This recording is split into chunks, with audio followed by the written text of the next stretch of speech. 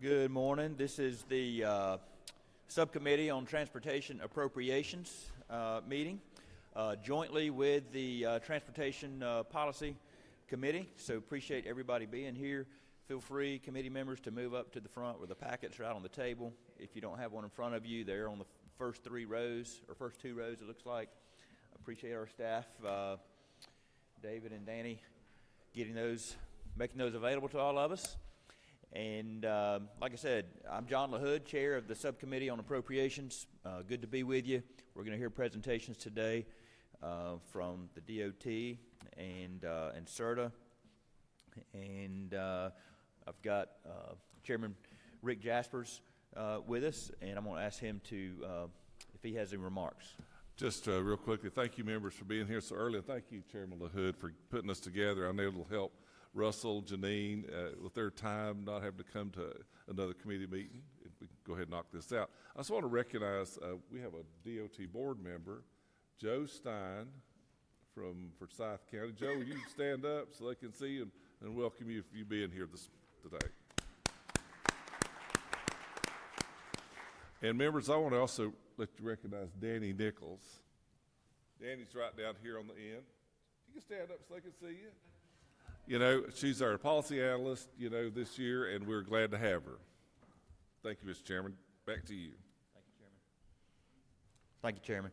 I second what Chairman Jaspers has said.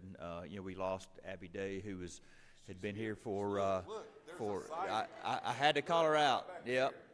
She was a wealth of knowledge to me as my first year in this role last year, but Danny and David have really picked the ball up, and I don't think we've skipped a beat. Abby, so you prepared us all very well, so thank you. We will go ahead and get started. We have an hour. We're already 7 minutes into it because Rules is meeting in here at 9. So Commissioner McMurray, if you'll go ahead and come up and show us your presentation. To both chairmen, thank you for combining this. We do appreciate that. Nothing like efficiency, so thank you all for pulling this together. But I do want to take a point of privilege just for a minute to thank the women and men of GDOT and of all state government, in fact, for the work that's been going on since last Thursday to Friday, where we started getting ready for this winter weather. And they did a fantastic job. The dedication and commitment of the men and women of GDOT is just outstanding. We had people that left home on Friday morning, and some of those are just going back home today. So we bring up our crews from Tifton and Jessup districts. Anytime there's a winter weather event across Metro Atlanta, they come up and they're actually brining and plowing the interstates here in Metro Atlanta, and our other districts work our way north. So they did a fantastic job. I've yet to get the final numbers, but we put over 2 million gallons of brine out, and at one point we were about 3,500 tons of salt, 2,500 tons of aggregate spread, and again continual 12-hour shifts. This morning, and there's still, I believe, as of the report I had this morning, I think 7 state routes that are still closed at some point. Those hardest hit counties still are Habersham, White, Union, Towns, Rabun, sort of that northeast Georgia corner.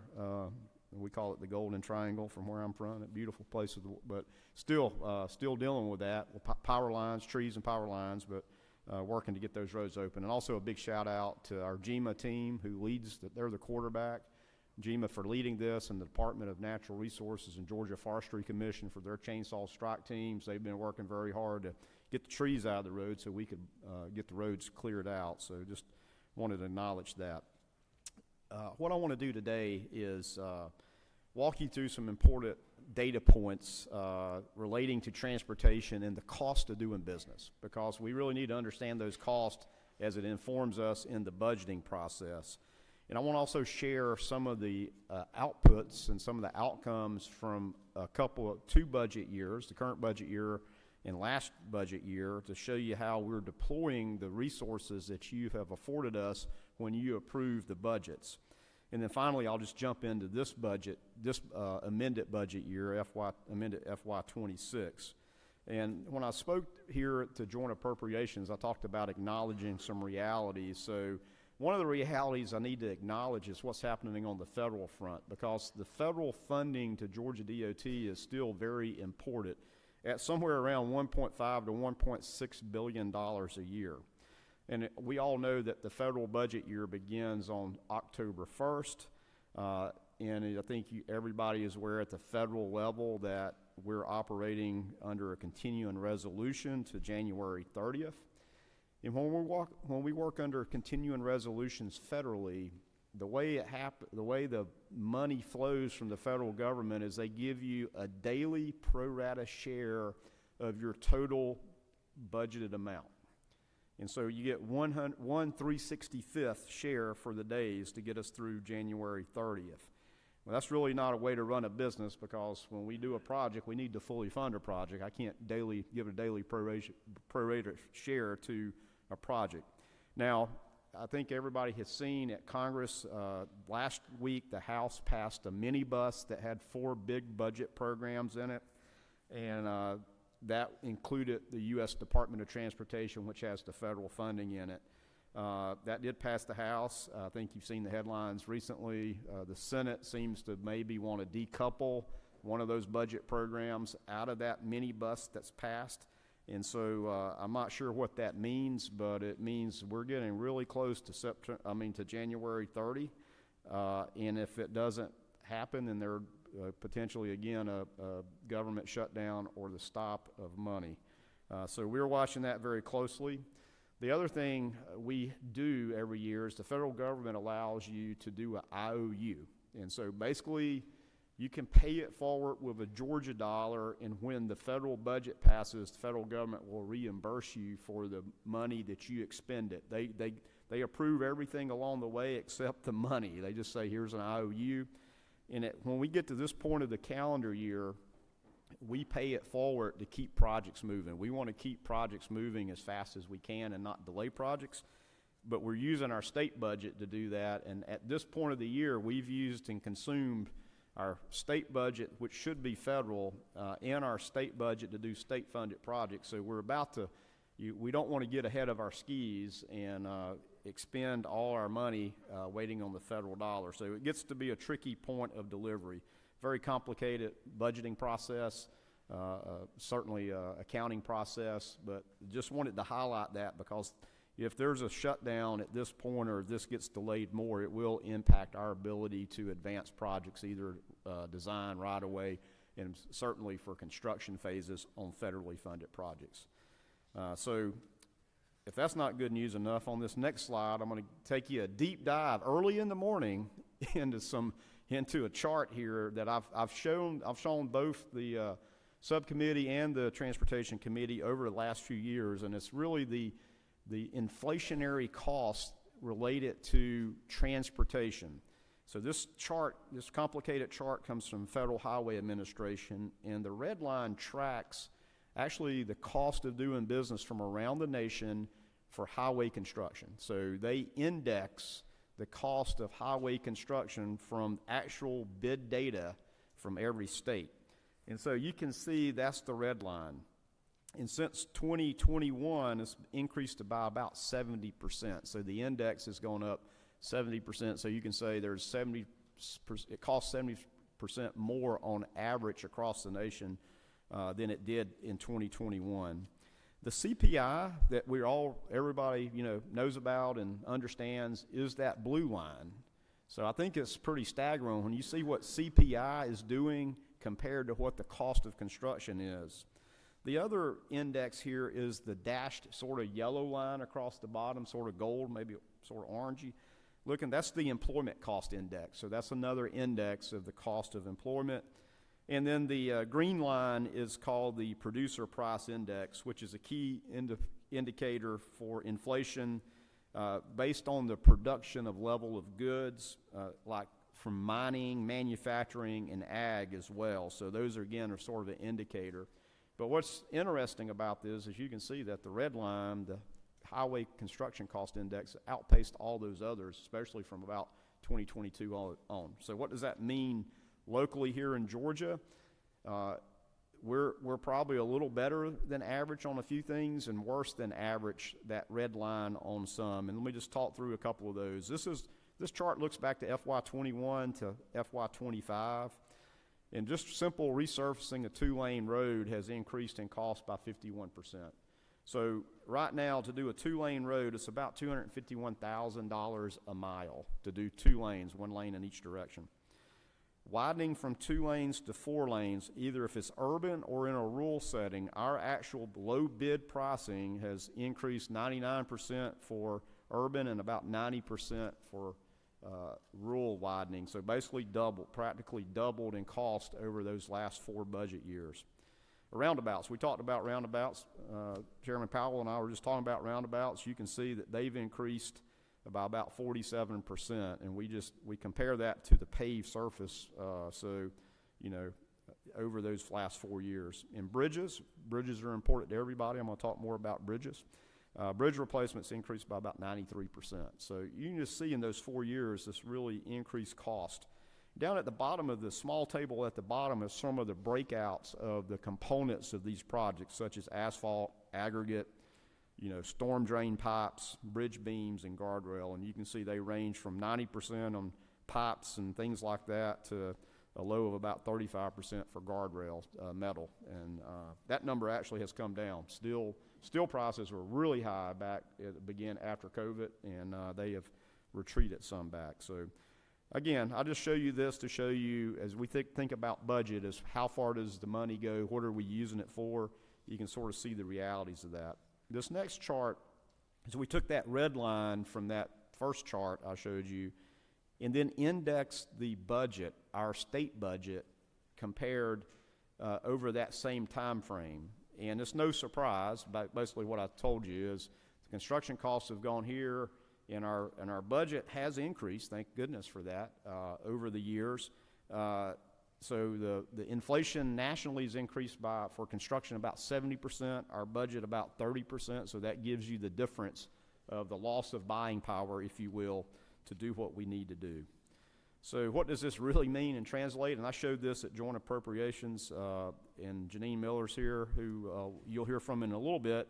But working through the planning process in her role as the planning director, we have to live in a 4-year physically constrained budget process of physical constraint versus project. So when project costs go up, what happens is we have to take a project and move it from the current year it's in to the next year is usually what we do. And then when you do that, you just pushed another project out of the next year because you were already constrained, physically constrained. That line across the middle of those boxes is physical constraint. So this increased cost has just caused us to cascade projects out. And I sort of joked around at Joint Appropriations saying, I'm pretty sure each of your projects is the most important project in the state in your district, more so than your counterpart next to you. So y'all can debate that later, but I got a feeling your project's number one. So it's never fun when we have to come tell you that, well, we're having to shift your project out a year or two, and simply because of the funding situation of these increased costs, with even, again, increased revenue at the state level.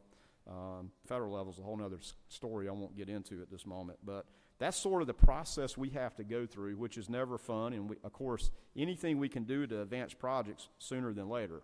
Now, here's the good news story. I want to go back because, again, with a sincere thank you to both the House and the Senate and the governor's budget, the last 2 years with the state general fund infusion in amended 24 of $1.5 billion and $1 billion last year's amended budget, you can see now that our budget line went above the National Highway Construction Cost Index for the last 2, which means we didn't lose ground, that we actually maybe gained a little bit of ground on these last 2 budget years. But the difference between there on 2020 to about 2023, where we're below, means we still have more projects ready to go than we have budget for. But I just can't say enough about those last 2 budget years from leadership from the House, the Senate, and the governor to put that money in the budget to do what it's going to do. So let me show you what that money's done. Again, trying to set the table as we look forward on the amended 26 budget. We look back at those amended budgets, 24 and 25, and this is where the money went. $98 million went to airport aid. We always have about 3 times more requests than we have funding for airport aid.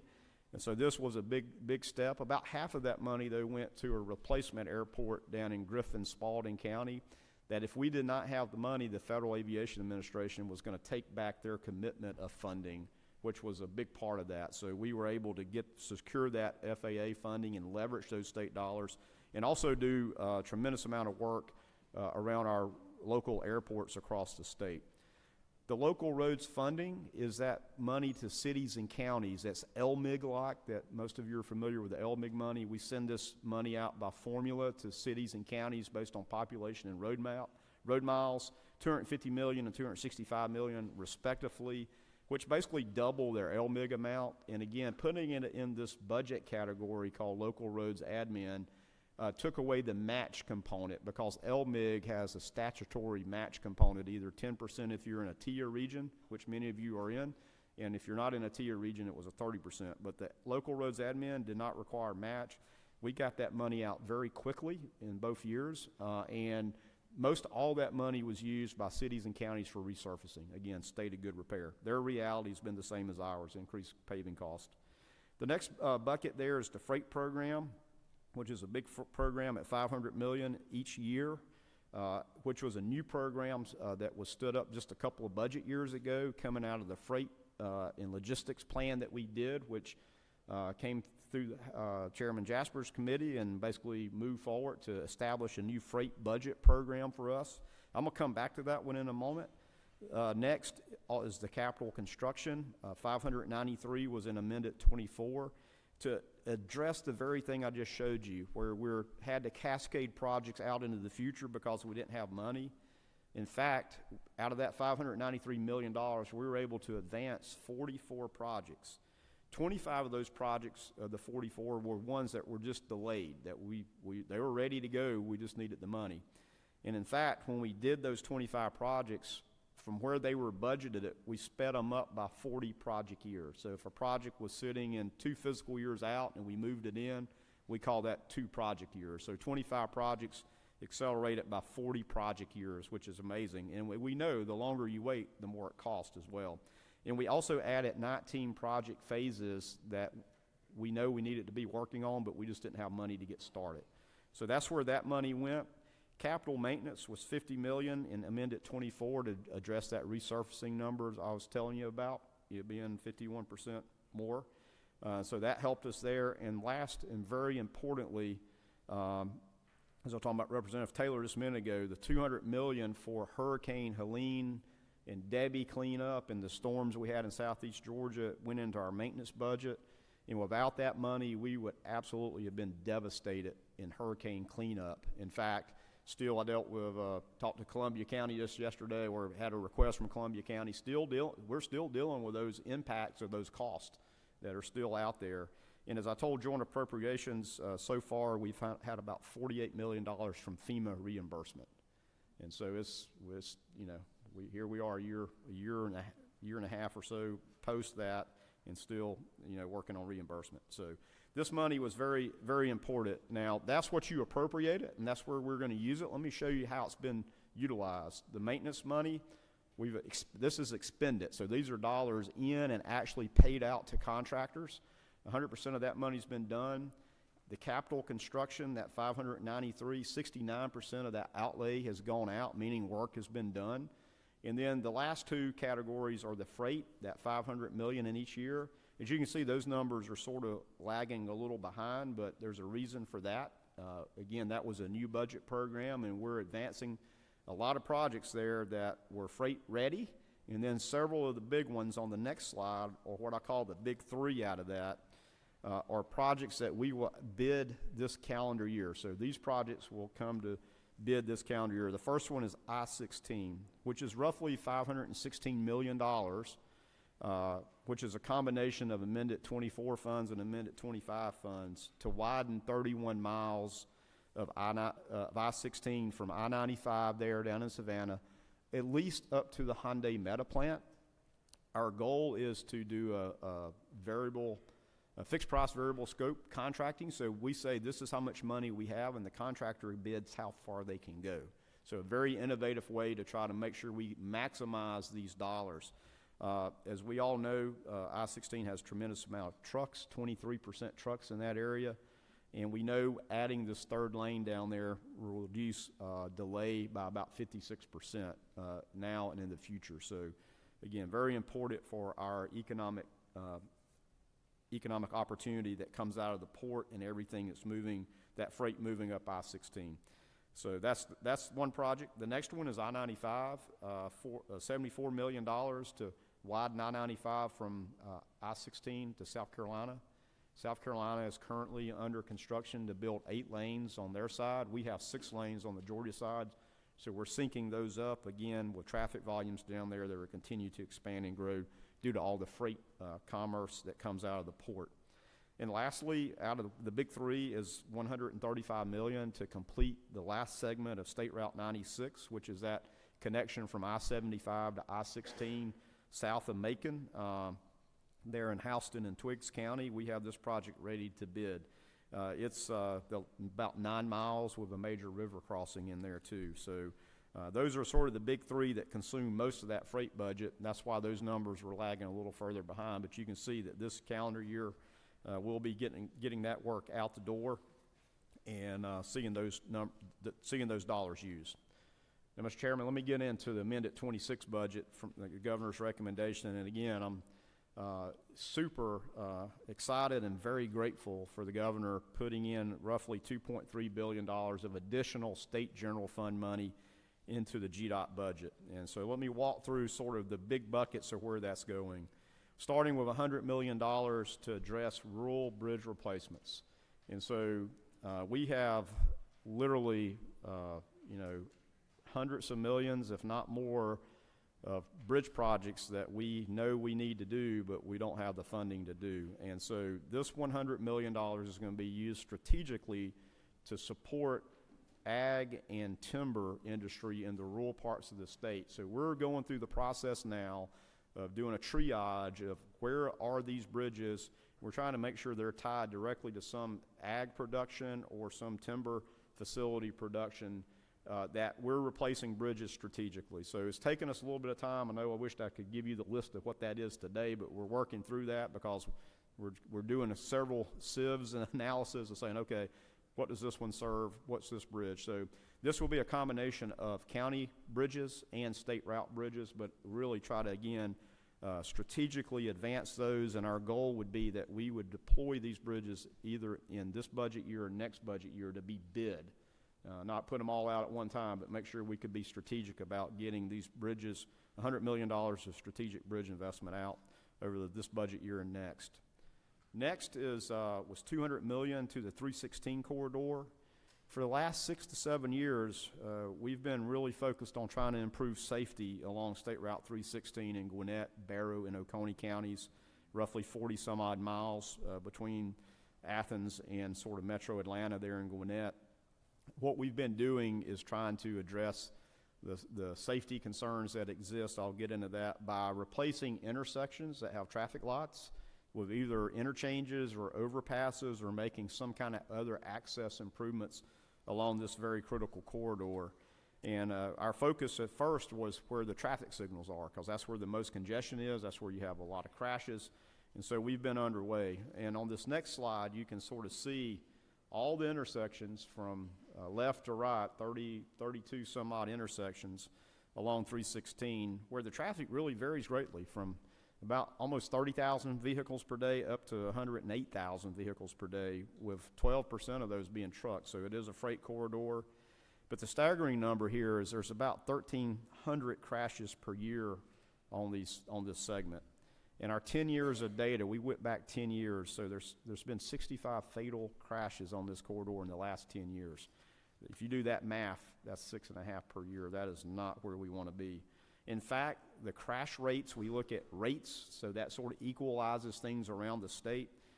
6 of the intersections are in the top 50 worst offensive intersections for crashes, and 3 more are in the top 100. So you got 9 out of the top 100 worst intersection locations on this corridor. And then the other thing we look at is crash severity. So you have a crash, how bad is it? So the most severe crashes, the ones you don't want to have, 4 of the intersections are higher than the statewide average, and 1 is double the statewide average. So you can see the crash issue we're dealing with from a safety point of view. The good news is 18 of those intersections are actively being addressed or have been addressed. But this last $200 million will go a long way to continue sort of the 12 to 13 remaining intersections that we just really didn't have funding for. If you look down at the bottom right for the legend, I know it may be hard to see, you have sort of the yellow is intermediate and long-term. The yellow intermediate means that we may have like design underway, but we didn't have construction funding or right-of-way. The black is long-term, meaning it's just not funded. So you count those up, there's I think 12 or 13 of those that this $200 million will absolutely allow us to start addressing. So we end up with the entire corridor that is not only improved safety, but also mobility in a growing area, especially in the Barrow and Oconee County areas. Next, out of the state general fund in the governor's budget was the $250 million of local roads administration. Again, that LMIG-like money. I can absolutely tell you that I've heard from ACCG and GMA, they're fully supportive of this, cities and counties. And I've had no city or county complain about this money, by the way. So I think you got unanimous consent that everybody likes the cities and counties. Again, they're facing the same realities we face with increased costs. And the other thing is we get this money out very quickly. We would open the portal probably as soon as the budget is passed, and then shut it off right before July 1, so that the money is committed in this fiscal year, and the cities and counties can have use of it immediately. All right, next. This is a really big one. I shared this same slide at joint appropriations. These are state general fund money that is listed under our budget item, payments to CERTA. You're going to hear from Janine Miller, the executive director of CERTA, in just a little bit, who will provide a lot more detail about some of the data points on I-75 South express lanes. But what I can say about this is this probably been the most popular budget item that I've heard about from many of you and many of my friends. From the announcement the governor made at Eggs and Issues, it appears that everyone is really a big fan of this project, because I do think it has such statewide impact. It affects everybody. If you live south or north, it affects you one way or another. You know, I asked during joint appropriations, did anyone ever think the express lanes was going in the wrong direction? And it got a pretty big chuckle. So I'm assuming that meant yes. But what I can tell you, when the direction that they're going in, most people criticize us, saying those lanes don't look like they should be going the other way. Well, when you open up 2 more lanes where it's 2 lanes wide, you added 67% more capacity, which then makes the normal lanes look more empty than they were, because that's the benefit of having those 2 additional lanes. So it's amazing to see the difference, and they are always going the wrong direction from you if you're going the direction when they're not open, correct? And oh, by the way, it does take us some time to reverse them. It takes an hour to 2 to go through to make sure there's nobody in them, make sure it's safe, and then you have to flip them around. So that's something we have to deal with. Well, this funding absolutely does some critical things. It says on the slide, it's going to, one, we're going to get rid of the reversible lanes and make 2 lanes barrier separated, mind you, meaning there's a concrete barrier between you and the other lanes, the entire 12 miles. That's foundationally what this money's going to do, which gives us the money to do the design work that we have to do the right-of-way acquisition that we have to do, the environmental work that we have to do. This will be a federal environmental document. And then it's going to go to help support the overall construction cost, which will still need a form of finance through CERTA. And that form of finance can come in many forms. It can come through a USDOT TIFIA loan. It can come from toll revenue bonds. But it's going to take more money to do this and to get that objective of 2 lanes in each direction. Not only that, Chairman Hatchett asked, well, how far will these go? And I'm not sure I answered appropriately. I said Dublin's probably a good place, but the point is, I think you all know that you get stuck, if you're coming north, you get stuck down in Locust Grove at Bill Gardner Parkway. That's where traffic stops. And so we know that we need to go further south with these express lanes. So this amount of money is what we need as a minimum to make sure that we can leverage to do 2 lanes in each direction in the 12 miles, but also, like I mentioned on I-16, we'll make it very innovative that we're going to make sure the money goes as far south as possible to try to, again, because we know you're stopping before you even have the opportunity to get in the express lane. So that's going to be our tact and strategy to do that. So just again, Janine will have a lot more data points about how the system operates today and sort of the data behind it, and we can talk about that one a little bit more after she does her presentations. Now let me just jump into the budget itself. So you've got your track sheet in front of you. Before you get there, if you pull that track sheet up, you're going to see the total back on page 3 of the amended budget. And so I always like to remind everybody, in the amended budget year, the $71.6 million increase in excise comes from the audited collections from last year's motor fuel collections. So that gets into our amended budget. So motor fuel is forecast, but then adjusted in the amended year for the actual audited collections from Department of Revenue that comes into us. That's why there's no change in transportation trust fund fees or the transit trust fund fees in the amended budget.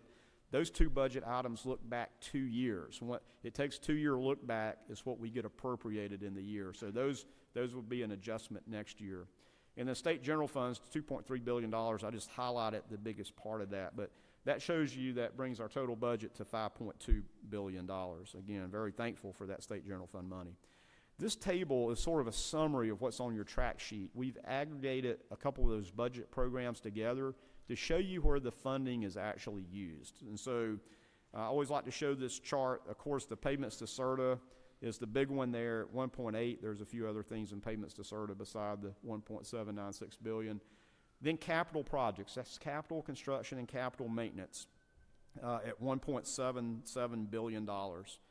Then you have our routine maintenance budget. That is, hey, that's snow and ice right now, but preparation and response. But that's the taking care of the roadsides. I always say that's the taking care of the house, if you will, of doing that, including a lot of maintenance contracting. That's our staff, but also a tremendous amount of maintenance contracting to do what we need to do. Then you can see the LMIG and LRA combined there.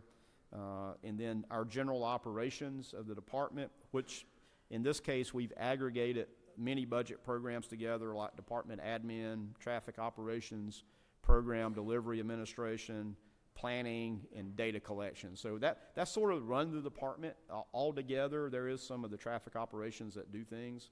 We have bond debt, I'll talk about in a minute. We have our intermodal, which is aviation, rail, waterways, and that's like aviation, rail, waterways, transit. So that's where that money is. And then payments to the ATL. So on the next slide, if you want to get your track sheet, we've just taken your track sheet and put it in tabular format here for the presentation. Again, I want to start by saying a big thank you for the governor for recognizing the one-time payment of $2,000 for state employees. We certainly appreciate that. I'm not going to go line through line on those items, but that totals about $8.6 million to GDOT across all the budget programs where people are, and that is so appreciated. We really do appreciate that. So let me start at the top of this table, and I'm just going to highlight a few things. The GO bond debt, I think it's very important to talk about. The good news is you can see that was about $1.1 million reduction in bond debt, meaning that our debt is reduced for GO bond debt. But our total bond debt, our total debt from various kind of bonds is still $1.13 billion. So we still have a pretty good credit card balance there that we're paying down from previous bond packages. So I just want to make sure you're aware of that. Next is capital construction. I'm going to highlight that one because, again, that's where things get built. That increased excise number that you saw on the last slide, we put $36.9 million of that into the capital construction. And then the other plus up was to $200 million in state general fund money for 316. So that increase that $236 million add that's circled. The next circle there is capital maintenance, which is line 47.3 on your track sheet. In capital maintenance, there's the $100 million added for the bridge replacements, rural bridge replacements I talked about. We'd asked for your support to actually get that in budget alignment with the capital construction program. So if we could shift that up into the capital construction program, that would be in alignment with the budget requirements there. And then that was the big change there, where we put that into capital maintenance. Going down to LMIG. LMIG is a minimum of 10% of the excise tax. So with the increased excise from motor fuel collections, we made that $7 million adjustment to the LMIG program. And then, of course, the big circle there is local roads admin that I've already talked about at $250 million. If you want to jump on your track sheet over to line 47.12 or so, then you can see routine maintenance. I want to talk about that again. Very important, taking care of the house, as I said. We took some of the excise, $21.8 million of the excise. We added into routine maintenance just to deal with the increased costs. Those increased costs on construction go right into maintenance. It's the same materials. And also to help with some of our equipment, keeping our equipment up to date as it ages out. And so that's where that's going, plus some money for the $2,000 supplement. So that gives us the $26 million add in routine maintenance. Lastly, circled there is payments to CERTA that we talked about as it relates to the I-75 South Express lanes. So with that, both chairmen, thank you for this opportunity. Again, I want to thank Governor Kemp for his continued third year in a row for leadership of increasing the transportation investment that absolutely keeps Georgia moving ahead, trying to keep our stance of the #1 state to do business, going on the 13th, try to go for the 13th year in a row. And this additional funding absolutely will make lives better for Georgians all across this vast state, not just in Metro Atlanta, but across the entire state. So with that, be glad to entertain any questions at your pleasure. Thank you, Commissioner. Very thorough report, and appreciate you stewarding these resources for the state and keeping us safe on the road. And $2.4 billion added to your amended budget. That's a lot. Yes, sir. And most of it looks like it's going to the express lanes. And we're a little bit tight on time, so we're going to be brief on the questions and just ask you to be available to the committee, Yes, sir. Afterwards. But if you could just explain, briefly, the express lane, the original project, when was that? When was the Peach Lane, the express lanes put in? And how does it relate to today's, this new project? Yeah, so thanks for that question. It was bid in 2013 and opened in 2018. Seems like yesterday, but it's been a minute. So going on 8 years this summer, being open. The original cost was pretty good bargain. It was about $216 million, sort of all in. But I remind you that what we had then was a median that we basically filled in, and there was only a couple of there was one interchange overpass that was redone and one bridge over I-75 that had to be redone. Everything else squeezed in. So you go back to those numbers and you say, wow, why can't we do it for that cost? Well, I look back at that National Highway Construction Cost Index nationally, and over that time from 2013 to 2024, there was a 111% increase in construction cost. Now, if you multiply that out, it's still south of the total dollar amount, but these are two very different projects of what we are trying to eventually accomplish. Again, where we've already filled up the median, that means we're going to have to go to the outside, buy a right-of-way, do more construction. And then I remind you, too, the south end of that project is only one lane, and it's squeezed in the middle, and it's only one lane wide. So we're going to have to be very innovative, which means probably more bridges, more aerial to limit right-of-way impact on a very constrained corridor. You get into more bridges, high-level kind of things, bridges that fly over and back into the middle. So our goal is, again, to use the existing right-of-way and real estate we have, and there's some wide areas there at Eagles Landing, Hudson Bridge, down sort of on the south side, there's some, or excuse me, on the northern side, there's some wide right-of-way that we absolutely will use, but there's a lot that will just be total interstate reconstruction. It'll be very complex. And if I understand right, the roughly 1.8 billion added to the amended budget is just getting you started. That's correct. There will be more money borrowed, and that debt will be serviced through the fees, correct? That's correct. Okay. Chairman Jaspers, do you have anything for the commissioner? You know, I know your guys are very available to us, and I know a lot of members are getting texted questions, but one that comes up the most, Commissioner, is on resurfacing. And, you know, it's what we all in here see every day. We get the complaints about, and I guess, what is the pent-up demand? I know that we check our roads every other year.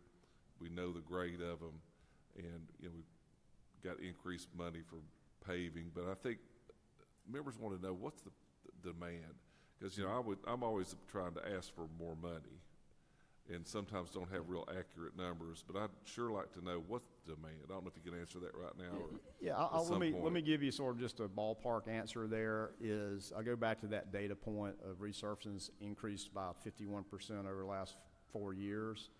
So we got, I think you'd agree that most of our conditions are pretty good. We have key performance indicators for all our roads, and we're almost hitting some of the targets. Some of the targets we're right on. So we're sort of close to where we need state of good repair in a system, but that we got there several years ago. So if if your money's going half as far, that's going to tell you that's about what we need. So on average, we're somewhere around $370 to $400 million a year to resurface state routes and interstates. Sort of the other concern, though, is our interstates. I like to say all of them have a knee replacement, a hip replacement, and are eligible for Social Security. A lot of the original interstate pavement has lived its life, and we're having to spend significant amount of money. Just as a word of warning, we are rebuilding I-285 from the airport on the west side up to Cobb County, up through Cobb County this summer. So don't go over there. All right. Stay away. Yep. But the point is, that pavement is worn out. We're having to rebuild it. But I think the anecdotal answer is pretty easy. 51% cost increase. We were pretty good on our state of good repair, sort of where we are. But that means you about need to double the budget, right? I mean, so you need that. You know, where we're at 375 or 400, you probably need to be like, 800 million a year. Thank you. Commissioner, appreciate you, and members, I'm sorry we're just short on time, so I'm going to ask Director of Planning Janine Miller to come up and give us her presentation, and probably just hit the highlights so we can make best use of this last 10 minutes. Yes, sir. I've got a lot of data points, but I will go through them quickly. Good morning. It is great to be with you all here today. Thank you for your time and your attention to transportation, which we know is the arteries of our economy, of our communities, and our families. Quickly, the CERTA budget, the 2026 budget included money for the infrastructure bank, as it does every year through the Transportation Trust Fund. We are excited to have reported that we have awarded all of those dollars to 13 projects around the state, including the northwest corner, Cherokee and Cumberland CID, around Truist Ballpark to support movement there around that economic center, all the way down to Seminole County and Iron City there, as well as Twin City and Emmanuel County, and up and over to Athens, Clark County. So we have been able to award 13 projects around the state thanks to your investment there. We also have our current round is open.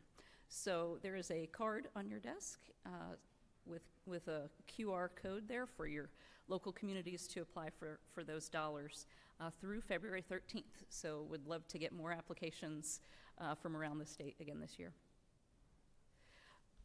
As the commissioner said, I'm going to talk about the I-75 South Corridor, but I always have to start with, in transportation, our logistics-enabled businesses. Since Governor Kemp took office, there have been $113 billion of announcements of private investment throughout the state, and 88% of those announcements have been in logistics-enabled companies. In other words, there's a requirement for inbound cargo for the company to operate and employ Georgians, and outbound goods to market and consumers. 74 billion, or 65% of the total dollar amount, that is over the past 6-7 years, has gone towards logistics-enabled businesses, employing over time, as these projects roll out, 157,000 jobs throughout the state. So this is a critical industry for the state of Georgia that relies on our transportation system all day, every day. I want to talk about congestion in Metro Atlanta. I think you all have probably felt it, if not on your way to and from the Capitol here, but throughout the year. In fact, last year, the most recent publication of a company called INRIX, this is a world-renowned data analytics company for transportation, ranked Georgia as number 7th in the country for worst traffic and delay. That is 16th in the world is Atlanta. That's incredible. That's a 23% increase in the hours lost to traffic in the past 2 years, the 3rd most increase in the U.S. And the other metro areas that had worse traffic growth than Atlanta were Baltimore and Philadelphia. And those were for one-time events. You may recall that the unfortunate bridge collapse in Baltimore caused a great deal of congestion there, as well as there were issues with the Philadelphia's transit system, significant safety issues that shut that down. Were it not for those very unique one-time events, Atlanta would have had the worst traffic growth in the country since 2023. Last year, people sitting in Atlanta traffic lost 75 hours. That's 50% higher than the U.S. average. And what does that look like on our roadways? On the left is red to green. Since 2019, we have had basically the population of the city of Newark, New Jersey, moved to Metro Atlanta, and the roads got worse. Some of them got better. They're in green on the left, but all the rest of them got worse. On the right, you can see the degree to which they got worse. And this corridor, I-75 in South Metro area, the lifeline to northern Georgia through Metro Atlanta, had the worst traffic. And this is midday. This is middle of the day. This is not rush hour. And these are the times, as the commissioner mentioned, when we are reversing the direction of the lane. Express lanes are a choice, great choice for Metro Atlantans or anyone traveling through Georgia. Since 2011, when we opened the I-85 corridor, we have had significant growth. In fact, in the last 2 years, since we've gotten those really bad traffic numbers and data, we've had a 12.6% increase in the use of our express lanes. That's system-wide. A little zoom in here on the I-75 South Corridor, 5 million trips. We've had an 84% growth in trips since fiscal 18 when it opened. It is currently 12 miles long, although, as the commissioner said, it's only 2 miles for portions of it and 1 lane in each direction for a couple of miles on the south. This is what it looks like to the average traveler who's doing a Google Maps search. How long is it going to take me to get through the corridor? In the morning, northbound, the lane is going in the northbound direction. And using the toll lane, it would take 10 to 16 minutes to get through there. 80% increase, though, if you're trying to get through that corridor in the afternoon. And you might say, well, 10 minutes is not that big of a deal. Well, actually, that lane would provide a 21 mile an hour increase in speed through that corridor if that lane were going in the northbound direction. And you multiply this might just be what you see on your phone for your trip, but you multiply this by the number of people every day who cannot get into the lane, average about 100,000 people every day who cannot get in to the express lane. So we have something in transportation analytics. This is how it looks to us as transportation professionals, a road report card, levels of service. It's an A, B, or C, you're doing well. If you're an F, you are failing. And these general purpose lanes are failing Metro Atlanta travelers. And by 2050, this is all day. Do you see that red? all day long. This is an all-day model. There is not a way to get through this corridor at any hour of the day in 2050 with any ease or speed. That is all what we can predict, but of course we cannot predict crashes. So compound onto those data points, the growth in traffic and the delay, what is caused, by the slowdowns that are caused by unpredictable crashes is quite severe throughout this corridor, particularly on the northern side. So there is no way to get around these crashes when the lane is going in the other direction. By the numbers, this is the real data, okay? This is the roll-up of our most recent month of data we were able to gather in December of 2025. Time and money lost by the numbers, 193,000 average vehicles per day. That is 334,000 vehicle hours of delay in just the month of December. Every person lost 9.3 hours that month to traffic on that corridor. And so you have to budget 80% additional more time to get through that corridor on schedule. And the cost to the economy is real. $15.5 million is the cost of that unreliability. But what's very interesting is where those cars and trucks are coming from and going to. The darker the gray, the more trips originate and depend on that corridor there in the center of the state to get through. So it's not just the express lane, it's all of the general purpose lanes that are dealing with this traffic. And once we have a lane going in both directions, there will be 70% more vehicles that can pass through this corridor. And I say vehicles, it's not just cars. 18 to 20% of the vehicles getting through this corridor, attempting to get through this corridor, are trucks. They carry $620 million a day of freight value. In a year, that's $226 billion. That is roughly 25% of the value of freight moving in Georgia goes through this corridor and sits in that traffic. This corridor has also been named by the American Trucking Associations as the worst freight corridor bottleneck in the country. It's number 12. 1 through 11 are all interchanges. This is the number 1 worst corridor in the country for trucks. Director, we're getting some looks on time at the back door, and Rules Chairman has come in, and so we're going to clear this room. But thank you for that quick presentation, and we may ask you back to either this committee or Chairman Jaspers so we can have time to ask you some questions. Thank you. All right, thank you. Hey, members, if you would take your packets with you when you go to